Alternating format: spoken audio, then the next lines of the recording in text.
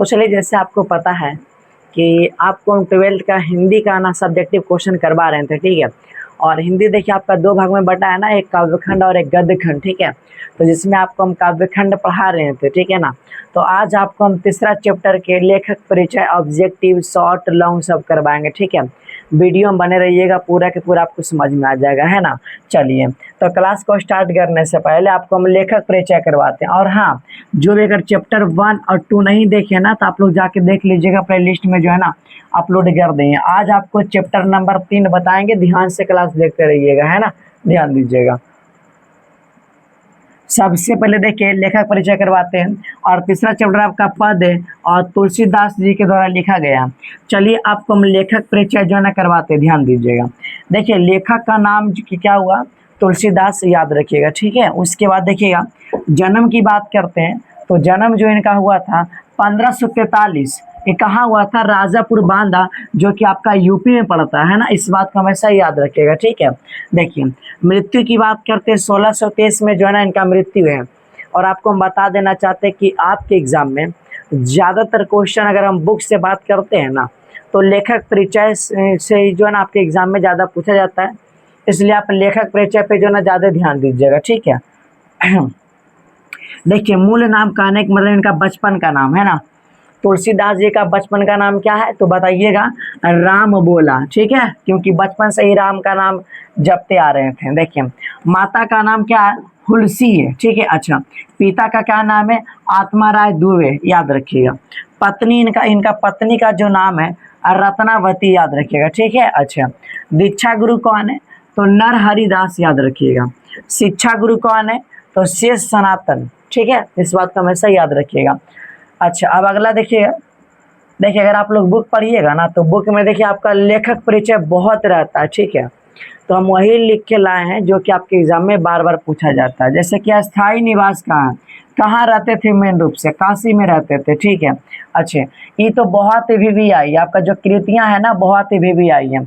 अगर बुक पढ़िएगा तो बुक में जो है ना आपका कृतियाँ बहुत सारा मिलेगा, लेकिन आपको कृतियाँ हम वही बताएंगे जो कि आपके एग्जाम में बार बार पूछा जाता है, ठीक है ना। ज़्यादा हम नहीं लिखे हैं, ठीक है। जो भी आई उसी को हम लिखे हैं।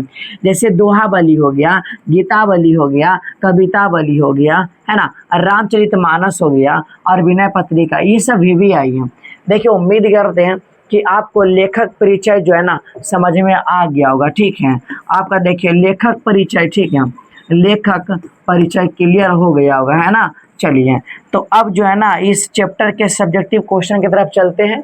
और यहाँ से क्लास आप लोग ध्यान से देखिएगा और ध्यान से सुनिएगा, ठीक है, क्योंकि जितना भी हम सारे आंसर लिखे हैं ना सब एकदम इजी भाषा में, ठीक है। ध्यान दीजिएगा, अपना ही भाषा में लिखा हुआ है। देखिए, पहला क्वेश्चन है कि कबहुक अम्ब अवसर पाई, यह अम्ब संबोधन किसके लिए किया, किसके लिए है, इस जो ना संबोधन मर्म स्पष्ट करना। माने अम्ब शब्द का प्रयोग किसके लिए किया गया, समझिएगा। देखिए, कबहुक अम्ब अवसर पाई, यह अम्ब संबोधन माँ सीता के लिए किया गया। किसके लिए, तो माँ सीता के लिए जो है ना अम्ब का प्रयोग किया जाता है। अम्ब का मतलब माँ सीता, याद रखिएगा, ठीक है। चलिए, क्यों, क्योंकि यहाँ पे जो है ना यहाँ पे छूट गया था इसलिए लिखे हैं, ठीक है ना। क्योंकि प्रभु राम की पत्नी है, कौन, सीता ना है जी, राम जी के पत्नी सीता जी है ना, इसलिए हम लोग उन्हें माँ संबोधन करते हैं। आप लोग बोलते होंगे हे माँ सीते, तो आप लोग माँ बोलते हैं ना, इसी प्रकार से यहाँ बताया गया है ना। चलिए, उम्मीद करते हैं आपको समझ में आ गया होगा, ज़्यादा हार्ड नहीं लिखे, ठीक है ना। चलिए, देखिए 2 नंबर क्वेश्चन है कि प्रथम पद में तुलसी ने अपना परिचय किस प्रकार दिया। 2 पद है ना, एक पद में तुलसी कैसे देते जो आपको बताते। देखिए, प्रथम पद में तुलसी ने अपना परिचय कैसे दिया, तो दासी के दास के रूप में दिया। यानी कि कहने के बाद देखिए इसका आंसर इतना नहीं है, दासी के दास के रूप में अपना परिचय दिया, ठीक है, इतना ही लिखिएगा, मिल जाएगा नंबर। लेकिन इसका अर्थ हम लिख दे हैं, यानी कि राम जी के दासी सीता जी है ना जी, और सीता जी के दास तुलसीदास हैं।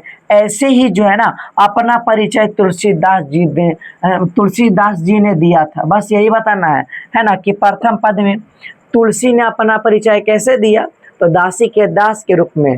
कहने के मतलब है राम जी की दासी सीता जी और सीता जी का दास तुलसीदास, बात खत्म है ना, समझ में आ गया होगा। ठीक है, 3 नंबर ध्यान दीजिएगा, 3 नंबर क्वेश्चन देखिए। तुलसी सीता से कैसी सहायता मांगते हैं, माने जो तुलसीदास है ना उस सीता माँ से कैसा सहायता मांगता है, ये ध्यान दीजिएगा। देखिए तुलसी सीता जी से यह सहायता मांगता है कि उनके जो करुणा कथा है, माने तुलसीदास जी का जो करुणा कथा माने दुख जो भी है ना उनका जो करुणा कथा है, यानी कि दर्द भरी कहानी किनका, ये तुलसीदास जी का जितने भी जिंदगी में इनका दुख दर्द है कष्ट है ना, अपने पति यानी कि प्रभु राम से बता दीजिए, बस यही हमारी सहायता कर दीजिए। देखिए आपको समझाते हैं, इसमें तुलसीदास जी कह रहे हैं सीता जी से, हे माँ सीते आप जो है ना हमारा दुख दर्द करुणा कथा जितना भी है दर्द भरी कहानी ये सब जो है ना आप कृपया करके अपना पति को बता दीजिए, माने राम जी को बता दीजिए, बस यही सहायता हमरा कर दीजिए और क्या, बस समझ में आ गया होगा। ठीक है, चलिए अब अगला बात करते हैं। 4 नंबर देखिएगा, तुलसी सीधे राम से ना कहकर है ना सीते से क्यों कहलवाना चाहते, ध्यान दीजिएगा। कहने के मतलब है ना कि तुलसीदास देखिए जी बड़ी होशियार है, वो डायरेक्ट राम जी के नहीं बोलता है, वो सोचता है ना कि अगर हम अपना दुख भरी कहानी जो है ना अगर माँ सीता को बोलेंगे और सीता माँ अगर अपना पति जी को बोलेंगे तो मना नहीं करेंगे, क्योंकि देखिए जी हर एक पति जो है ना अपना पत्नी से बेहद प्यार करता है। ठीक है ना जी, तो जो है ना ठीक इसी प्रकार से ये जो है ना तुलसीदास दिमाग लगा रहे हैं कि हम डायरेक्ट राम से नहीं कहेंगे तो गुस्सा हो जाएंगे, इसलिए हम माँ सीता से बोलेंगे और सीता माँ अपना पति से बोल देंगे और इनका पति जो है ना कभी बात कभी काटेंगे नहीं इनका, इसीलिए दिमाग लगा रहे हैं। सुनिए, तुलसी सीधे राम से ना कहकर सीता से इसलिए कहलवाना चाहते हैं क्योंकि प्रभु राम अपनी पत्नी यानी कि सीता जी से बहुत प्यार करते हैं, सही बात है, और उनकी हर बात को मानते हैं, इसलिए सीता जी से कहलवाना चाहते हैं। कितना होशियार है, बड़ी दिमाग लगाते हैं ना। चलिए उम्मीद करते हैं समझ में आ गया होगा आपको। चलिए अगला क्वेश्चन की तरफ चल रहे हैं, ध्यान दीजिएगा। देखिए 5 नंबर क्वेश्चन है कि राम के सुनते ही तुलसी की बिगड़ी बात बन जाएगी, तुलसी के इस भरोसा का क्या कारण है, माने तुलसी जी को अपने आप पर इतना भरोसा है कि यदि मेरा जो है ना दर्द भरी कहानी राम जी सुनेंगे तो मेरा जो है ना सुनते ही मेरा जो है ना बिगड़ा काम बन जाएगा, इनको बहुत ही जो है ना भरोसा है भाई, क्योंकि भक्ति है ना। चलिए ध्यान दीजिएगा, देखिए राम की सुनते ही तुलसी की बिगड़ी बात बन जाएगी, तुलसी के इस भरोसा का यह कारण है कि तुलसी जी श्री राम के प्रति भक्ति इतना है कि उनको विश्वास है कि अगर प्रभु श्री राम सुन लिए तो उनका सभी बिगड़ा काम बन जाएगा। इनको खुद पे भरोसा है क्योंकि भक्ति में मगन रहते, दिन भर रात भर मगन रहते, इसलिए भरोसा है कि हम इनके भक्ति करते दिन रात करते तो पक्का है कि मेरा बात सुनेंगे तो जो है ना सुधार ही देंगे कुछ ना कुछ। ठीक है, चलिए इनको बहुत भरोसा है खुद पे। चलिए समझ में आ रहा है ना, तो वीडियो को लाइक कर दीजिएगा। देखिए दूसरे पद में तुलसी ने अपना परिचय कैसे दिया था, तो पहले में तो याद है कि दासी के दास के रूप में दिया था, लेकिन दूसरे में भिखारी के रूप में ना। चलिए आपको हम बताते, ध्यान दीजिए। देखिए दूसरे पद में तुलसी ने अपना परिचय इस तरह दिया कि मैं जो बड़ी बड़ी बात कर रहा हूँ लेकिन छोटा आदमी हूँ, जैसे कि छोटे मुंह बड़ी बात में अपना परिचय देता है, बस बात खत्म है ना। चलिए ज्यादा हार्ड नहीं है, एक स्लो बार पढ़ेगा सब समझ में आ जाएगा। 7 नंबर है, दोनों पदों में किस रस की व्यंजना हुई है ना, की गई है। देखिए दोनों पदों में भक्ति रस की व्यंजना की गई है, 2 नंबर खत्म, समझ में आ गया होगा। आगे चलिएगा, देखिए 8 नंबर क्वेश्चन है कि तुलसी के हृदय में किसका डर है। तो देखिए तुलसी जी के हृदय में माने तुलसीदास जी के हृदय में इसी बात का डर है कि जब तुलसीदास जी का परिस्थिति खराब था, समय खराब चल रहा था, तो इनके पति भाई बहन सब छोड़ के चले गए थे। ठीक है, इसी बात का डर है। देखिए तुलसी के हृदय में इस बात का डर होता है उन्हें उनके सगे संबंधियों माने परिवार के द्वारा है ना जो दुखित किया गया था उसी बात का डर है, क्योंकि जब तुलसीदास जी की परिस्थिति खराब था तब उनके पति जो भी है पत्नी है भाई है और माँ यानी कि सभी छोड़कर चले गए थे जी, है ना। इसलिए बोला जाता है मेरे भाई है ना कि किसी भरोसा मत करिए, जिंदगी में हमेशा अकेला काम करिए। ठीक है, चलिए अगला क्वेश्चन ध्यान दीजिएगा, और लास्ट क्वेश्चन ध्यान दीजिएगा, 9 नंबर है। राम स्वभाव से कैसे हैं, पठित पदों के आधार पर बताना। ये क्वेश्चन VVI क्वेश्चन है, एग्जाम में आ जाता है। ठीक है, देखिए राम जी के बारे में कौन नहीं जानता है, कैसे हैं जो। राम जी का स्वभाव पूरा दुनिया जानता है जी, कि वह दानशील व्यक्ति, सही बात है, बिगड़े कामों को बनाने वाले व्यक्ति थे। हो गया खत्म, समझ में आ गया ना। अब देख लेते और है तो थोड़ा सा आपको बता देंगे, है ना। चलिए और क्वेश्चन है जी, देखिए 10 नंबर है कि तुलसी को किस वस्तु का भूख है। तुलसी जी माने तुलसीदास को किस वस्तु का भूख है। तो देखिए तुलसी जी किसी वस्तु का भूख नहीं रखते हैं, ठीक है, बल्कि वह ना सिर्फ जो है ना प्रभु श्री राम की भक्ति का भूख रखते हैं। किसका भूख रखते हैं, सिर्फ भक्ति का भूख रखते हैं। एग्जाम में आएगा तुलसी को किस वस्तु का भूख है, तो मारिएगा जो है ना भक्ति का, ठीक है, इन्हीं की वस्तु का मारिएगा। चलिए 11 नंबर क्वेश्चन है।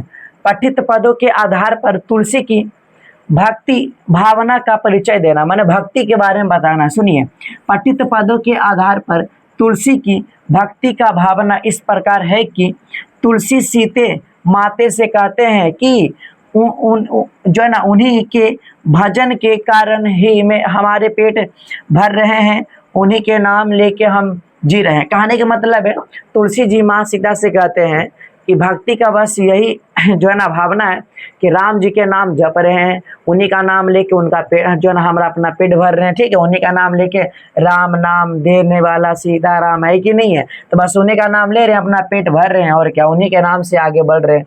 देखिए रटत रिराहा आरी और ना कौर ही ते काजू, इसका मतलब क्या होता है, या और का क्या अर्थ है, और का मतलब देखिए रटत रिराहा आरी और ना कौर ही ते काजू, यहाँ और का अर्थ होता है ज्यादा, बस और का अर्थ क्या होता है, ज्यादा, एक ही लाइन का आंसर है।